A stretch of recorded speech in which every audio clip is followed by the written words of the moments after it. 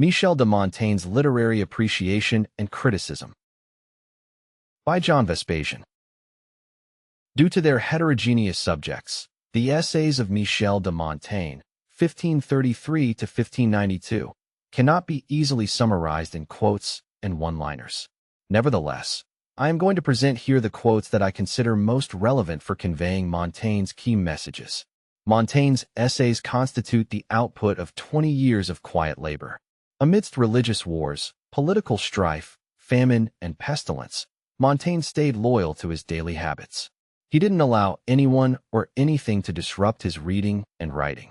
To those who are learning to appreciate Montaigne, I advise you to read his essay titled On Books. Literary historians have established that Montaigne was already 50 years old when he wrote it. In a way, he conceived this essay as a summary of the insights he had accumulated through the years. Michel de Montaigne's essay on books. When did Montaigne mean when he wrote that, "I do not measure my wisdom by the number of books in my library, but by their practical use"? In today's terms, his library was not very large. It must have consisted of about 100 volumes. That's a small fraction of the number of books we can store nowadays in the memory of a tablet or smartphone. However, there is a key difference between Montaigne and most owners of tablets or smartphones. Few people nowadays read complete books, let alone numerous books per year. They prefer to watch videos or listen to podcasts. In contrast, Montaigne read his 100 volumes with great interest and then reread them many times. He wanted to draw every drop of wisdom from those books and improve his life. Reading develops one's critical thinking. That's why he wrote that, "I trust my own judgment more than the opinions and teachings of learned parties." Montaigne had acquired his self-confident thinking through 20 years of rereading great books. Note that the ability to think critically didn't come to him out of the blue. It's the result of steady work, day in and day out.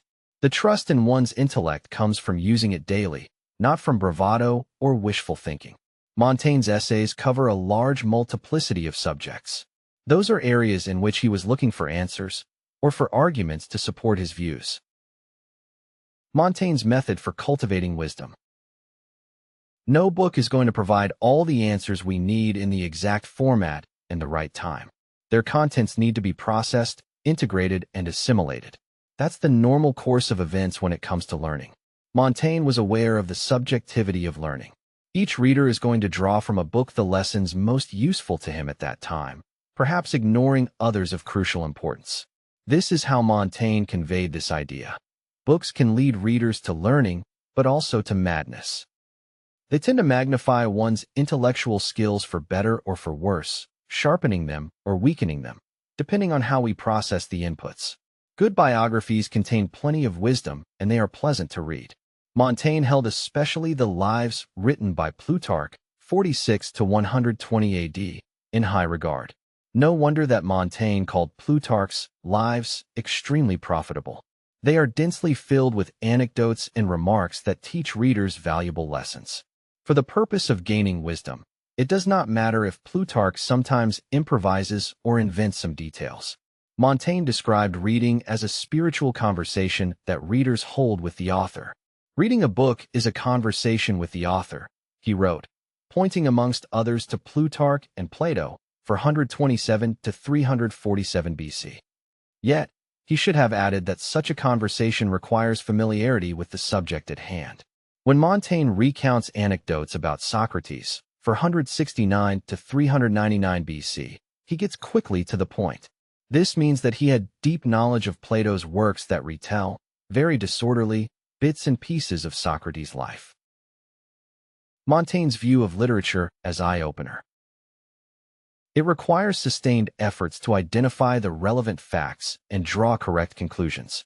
I can easily tell beginners in the area of investments because of their inability to focus. They go from one dataset and graphic to the next, jumping from theory to theory, unable to distinguish the relevant facts. Montaigne realized that a similar learning process takes place in all areas of human activity. Books provide remarkable help in this respect because they sharpen our intellect and open our eyes. The best books are those that enable us to see, ascertained Montaigne after decades of reading. When he wrote his essay on books, He had already spent 20 years rereading the volumes in his library and realized how much they had opened his eyes. He could now tell apart relevant from irrelevant facts. Montaigne's opinion of emotions in literature. Criticism is not missing in Montaigne's essays. His long experience as a lawyer, mediator, farmer, and public official in the middle of savage wars had made him distrust barren words and gestures. Montaigne recognized that most books were not interesting enough for rereading. That's why his essays are returning once and again to Seneca for BC AD 65 and Epictetus AD 55 to 135. He found their arguments emotionally engaging, enjoyable, and memorable. Readers tend to lose interest in cool-blooded books, that is, those that fail to engage one's emotions. Montaigne affirmed that the books I enjoy most are those that appeal to the heart, although he rarely quotes fictional stories. He uses the wording appeal to the heart to denote a moral, educational, philosophical element present in all his favorite authors.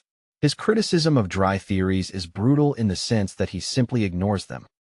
This explains why Montaigne is quoting dozens of times the Nicomachean Ethics by Aristotle, 384 to 322 BC, while paying no attention to the prior analytics and posterior analytics. Philosophically, such an approach weakens his overall logic and reach, but emotionally, it renders his essays more lively. It makes them much more attractive to readers simply seeking a path to happiness. If you are interested in putting rational ideas into practice in all sorts of situations here and now, I recommend my book titled Sequentiality: The Amazing Power of Finding the Right Sequence of Steps. For more information, go to johnvespasian.com.